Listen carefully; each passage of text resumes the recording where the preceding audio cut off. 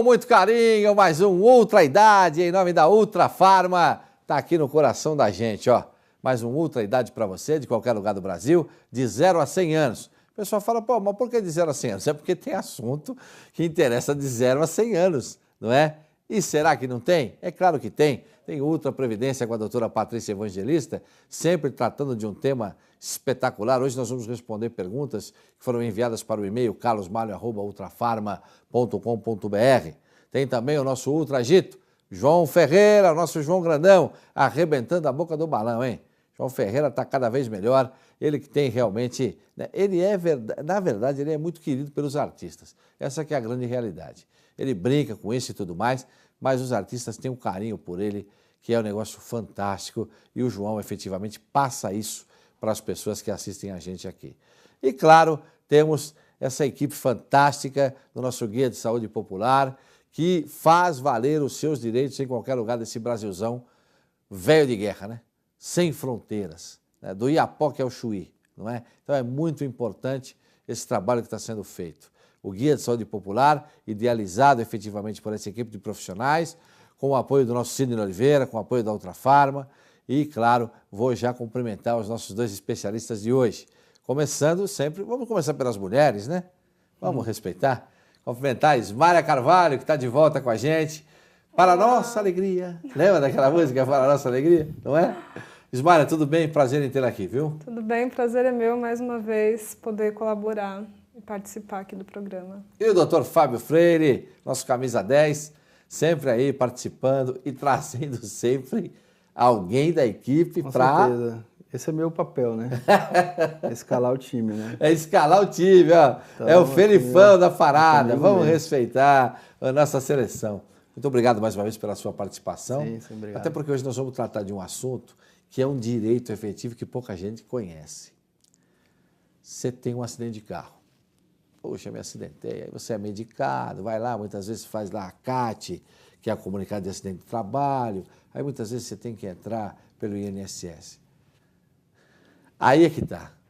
O DPVAT, nessa hora, que você paga quando licencia o carro, quando paga o IPVA, tem lá o DPVAT, não tem? Que é o seguro obrigatório, que muita gente conhece por seguro obrigatório. Ele tem um papel fundamental nessa hora. E quem vai explicar para a gente é a Ismária Carvalho, assistente social, que eu sempre digo, são os nossos anjos da guarda, né? O que eles fazem pela gente, e eu estou cada vez mais admirando essa profissão. É por aí, né? Tem direito que as pessoas não sabem que tem, né, Ismária? Agradeço o reconhecimento em relação à nossa profissão, que realmente é uma profissão que muitas vezes não tem muita visibilidade. E a gente tenta fazer realmente de uma profissão séria, né? Não pela questão da caridade, mas mais pela questão do profissionalismo, da ética mesmo. Em relação a esse tema, eu acho muito interessante, Carlos, porque o DPVAT, que é aquele seguro obrigatório que todos nós que somos proprietários de veículos temos que pagar junto com o IPVA. Então nós pagamos ali e nem sabemos muitas vezes para que serve. É um seguro que ele indeniza danos pessoais. Essa sigla DPVAT, ela significa danos pessoais causados por veículos automotores de vias terrestres. Falei. É um nome grandão. Então, é um seguro que indeniza danos pessoais, como já diz o nome, né? Não indeniza danos materiais ou danos com o carro durante o acidente ou, de repente, se o carro bateu numa casa. O seguro não vai indenizar esse tipo de dano. Ele vai indenizar apenas danos pessoais, danos à pessoa, à vítima. E é um seguro individual, então ele vai indenizar a vítima individualmente, ele não passa de uma pessoa para outra ou indeniza algum dependente. É um seguro que ele não avalia a culpa, então mesmo que a vítima seja o motorista que causou um acidente porventura, o DPVAT não vai avaliar isso, se ele tem culpa ou não, e sim se ele é uma vítima e se ele estava com o DPVAT em dia. Essa é a grande questão. Então, por exemplo, se um pedestre que está fazendo sua caminhada, ele é atropelado... Isso, eu ia perguntar isso. Se ele atropelamento. Ele é atropelado e se ele for proprietário de veículo e ele não tiver pago o DPVAT, se não tiver em dia, ele não consegue receber a indenização. E ele só para você completar o raciocínio, ele não tem direito ao DPVAT de quem atropelou? Não, ao DPVAT dele. Dele entendeu? mesmo. Dele mesmo. Em algum momento ele foi motorista, teve um carro, pagou o DPVAT em dia. Isso, é avaliado individualmente. Então, assim, se aquele pedestre tiver um carro em sua propriedade naquele mês, naquele momento do acidente, se ele não tiver pago o DPVAT, se tiver em atraso, ele não vai poder solicitar a indenização. Então, não é avaliado o culpado pelo acidente. Por isso que eu já falei no começo, não avalia a culpa, ele avalia individualmente. Então, mesmo que o pedestre, ele é a vítima, porque ele não teve culpa no acidente, mas se ele tem um veículo em sua propriedade, ele não vai conseguir solicitar. Agora, se ele não tiver veículo nenhum, sem problemas, ele pode solicitar a indenização desde que ele se encaixe nos critérios de cobertura. Ah, perfeito. Isso. E também tem uma questão importante que não precisa contratar ninguém para solicitar esse tipo de indenização. Você mesmo pode solicitar. É de forma administrativa, quer dizer, você não precisa entrar na justiça. Né? Porque hoje em dia tem muitas empresas e tem pessoas que acabam cobrando por esse serviço quando na verdade não é necessário, entendeu? E aí, quais são os 3 tipos de cobertura do DPVAT? Quando ocorre a morte da vítima, então, se de repente essa vítima tá dentro de um carro, acontece um acidente, ele sendo condutor ou ele sendo passageiro, como eu falei, vai ser avaliado individualmente. Se ele vier a óbito, a família pode solicitar a indenização. Perfeito. No caso, o cônjuge ou companheiro, se for casado, ou os herdeiros legais também. Se tiver filhos, os filhos podem pedir. O valor da indenização por morte, Carlos, é de R$ 13.500. Puxa, ninguém sabe. Então, de repente, é um valor que pode... É um valor absolutamente razoável, né? Que pode auxiliar uma família, situação de hoje. Às vezes numa situação complicada, de repente essa vítima era um pai de família, então a família pode solicitar essa indenização que pode ajudar em algumas questões que tem que resolver. O segundo tipo de cobertura é quando a vítima fica com uma invalidez permanente. Essa invalidez ela pode ser total ou parcial. E aí, por que esse nome, invalidez permanente?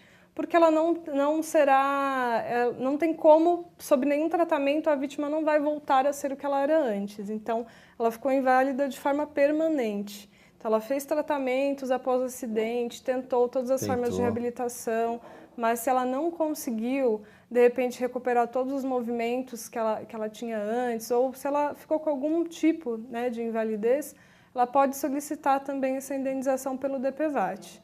E aí o valor pode chegar a R$ 13.500, mas aí vai depender também da avaliação da parte médica.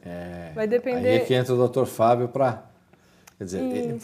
dar efetivamente esse laudo ou atestar efetivamente essa invalidez permanente ou não, né?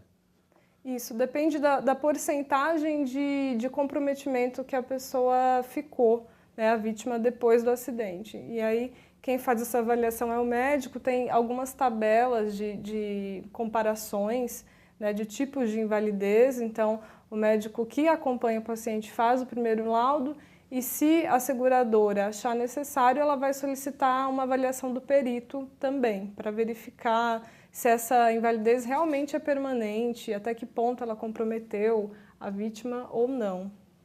Já aconteceu, doutor, de pegar casos assim? Sim, na verdade isso é muito corriqueiro, né? É corriqueiro, né? Então, na verdade, assim, embora eu não tenha... É mais simples do que a gente pensa, embora né? eu, como o acidente está acontecendo toda hora.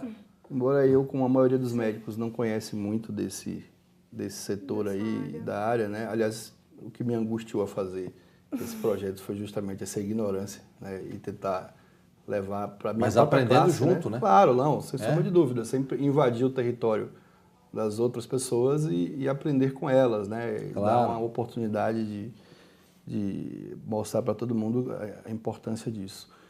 Então, a gente tem muita solicitação, né? Então, a gente acaba focando muito no que está sendo perguntado para nós, se aquilo é ou não invalidez, né? E de que tipo, né? Então, para cada doença existe um código, que é um código internacional, então nós precisamos deixar muito claro, né? O famoso CID. CID, né? É o CID, né?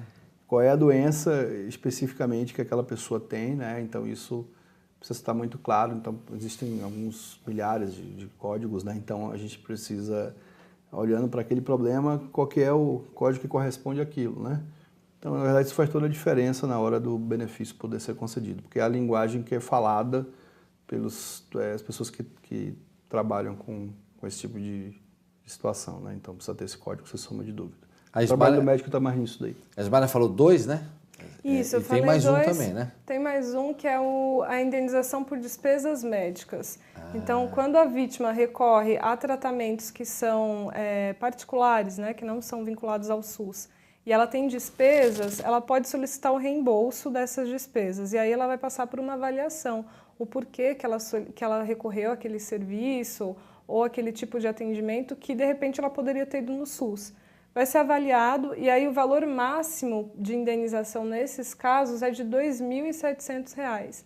Então, a gente já percebe que baixa bastante, né? Porque até as pesquisas dizem que a maioria das pessoas são atendidas no SUS quando ocorrem acidentes. Isso, porque elas são atendidas pelo SAMU, muitas vezes, e são levadas para o hospital público mais próximo. Mais próximo, Isso. E aí, aonde que a pessoa pode conseguir solicitar esse benefício? É muito simples. Qualquer sede dos Correios. Então, tem que ser uma agência sede, não pode ser uma filial. Perfeito. Mas ela procura uma sede dos Correios, ela tem que levar prioritariamente boletim de ocorrência, é muito importante que ela tenha.